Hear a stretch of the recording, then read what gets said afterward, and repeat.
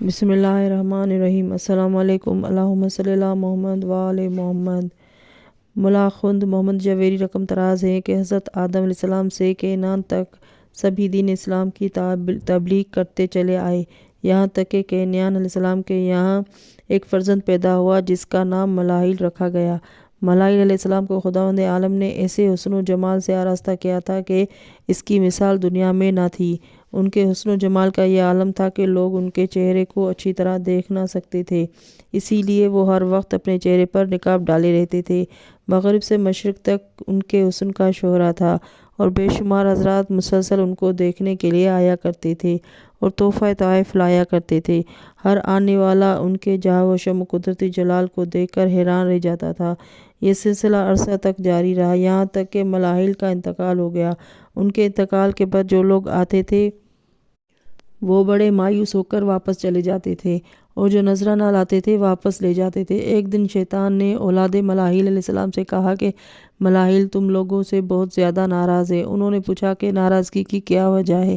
اس نے کہا کہ وہ کہتے ہیں کہ میری اولاد میں کوئی ایسا نہیں ہے جو ان لوگوں کو تسلی دے سکے جو میرے دیکھنے کو آتے ہیں اور مجھے نہ پا کر رنجیدہ واپس جاتے ہیں۔ ان لوگوں نے شیطان سے، جو انسان صورت میں تھا، پوچھا کہ اب ہم اس کا کیا علاج کریں؟ شیطان نے کہا کہ اس کا علاج تو بہت آسان ہے۔ انہوں نے پوچھا کہ وہ کیا ہے؟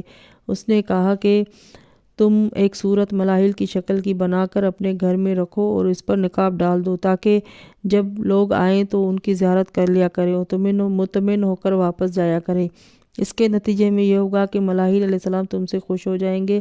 یہ سن کر فرزندان ملاحیل علیہ السلام خوش ہو گئے اور اس سے کہا کہ تم ہماری امداد کرو۔ اس نے کہا کہ میں تیار کر دوں گا، تم بے فکر ہو۔ چنانچہ اس نے پتھر کا اسٹیچو بنا دیا اور اس کے چہرے پر نقاب ڈال دی۔ اس کے بعد جو لوگ آتے زیارت کرتے چلے جاتے تھے۔ یہ سلسلہ 1-2 قرن تک جاری رہا۔ ایک دن شیطان یہ اندازہ لگا کر کہ اب یہ لوگ اس سلسلے کی بنیاد سے بے خبر ہو گئے ہیں، موجودہ عہد کے بزرگوں سے ملا اور ان سے کہنے لگا کہ آپ لوگ اس کی پرستش کیوں نہیں کرتے؟ آپ کے آباء و اجداد ہمیشہ اسے پوجا کرتے تھے۔ ان لوگوں نے اس کے کہنے پر باور کر لیا اور اسے پوجنے لگے اور بت پرستی دنیا میں پھیل گئی۔ مورخ کا بیان ہے کہ حضرت ادریس علیہ السلام کے آسمان پر چلے جانے کے بعد ان کا ایک جگری دوست بہت زیادہ غمگین ہوا۔ شیطان نے جب اسے بہت زیادہ پریشان پایا تو پوچھا کہ کس وجہ سے تم سخت رنجیدہ ہو؟ اس نے کہا کہ ادریس علیہ السلام کے چلے جانے کا غم ہے۔ شیطان، جو انسان کی صورت میں تھا، کہنے لگا کہ میں تمہارے لیے ایسا بندوبست کر دیتا ہوں کہ تمہیں سکون رہے۔ اس نے اسی رائے کا خیر مقدم کیا۔ شیطان نے فوراً جناب ادریس علیہ السلام کی شکل کا ایک بت بنا دیا اور کہا کہ اسے اپنے گھر میں چھپا کر رکھ لو، جب زیادہ دل گھبرائے تو اس سے تسلی حاصل کرو۔ انہوں نے اسے منظور کر لیا۔ جب ادریس علیہ السلام کے اس دوست کا انتقال ہو گیا تو شیطان نے لوگوں کے سامنے چھپے ہوئے بت کو ظاہر کیا اور سب سے کہا کہ ادریس علیہ السلام خود ان کا یہ دوست دونوں اس بت کو پوجا کرتے تھے، اسی سبب سے ان لوگوں کی دعائیں قبول ہوتی تھیں۔ اگر تم لوگ بھی ایسا کرو گے تو بہت اچھے رہو گے۔ شیطان، جو اس انسان کی صورت میں تھا اور ایک مقدس شکل میں ظاہر ہوا تھا، اس کے کہنے میں لوگ آ گئے اور سب نے ادریس علیہ السلام کا بت بنا کر اپنے اپنے گھر میں نصب کر لیا۔ اس طرح بت پرستی کو مزید فروغ حاصل ہو گیا۔ ایک روایت میں ہے کہ حضرت ادریس علیہ السلام کے چلے جانے کے بعد ود، سوا، یغوث، یعوق، نصر، جو حضرت ادریس علیہ السلام کے اصحاب تھے اور مستجابہ دعوات تھے، جب انتقال ہو گیا ان کا تو ان کے ورثاء نے ان کے بت بنا کر شیطان کی تعلیم کے مطابق گھروں میں رکھ لیے۔ جب ان کی اولاد در اولاد ہوئی اور حقیقت حال سے بے خبر رہی تو شیطان کو موقع مل گیا اور اس نے ان کو ان بتوں کو پوجنے کی ترغیب دے دی۔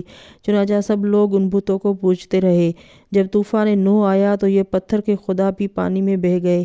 پھر اختتام طوفان پر شیطان نے ان سب کو تلاش کر کے باہر نکالا اور انہیں عرب کے قبائل میں تقسیم کر دیا۔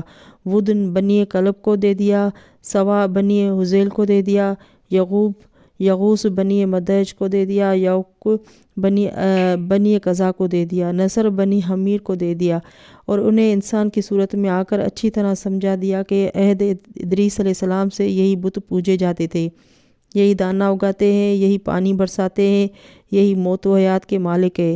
اگر اپنا مستقبل شاندار چاہتے ہو تو ان کی پرستش کرو۔ چنانچہ سب نے تسلیم کر لیا اور قبائل عرب میں بت پرستی پھیل گئی۔ ایک روایت میں ہے کہ حضرت ادریس علیہ السلام کے آسمان پر جانے کے بعد ان کی تمام امت گمراہ ہو گئی تھی اور سب نے بت پرستی شروع کر دی تھی۔ اللہ حافظ۔ اگلی ویڈیو تک کے لیے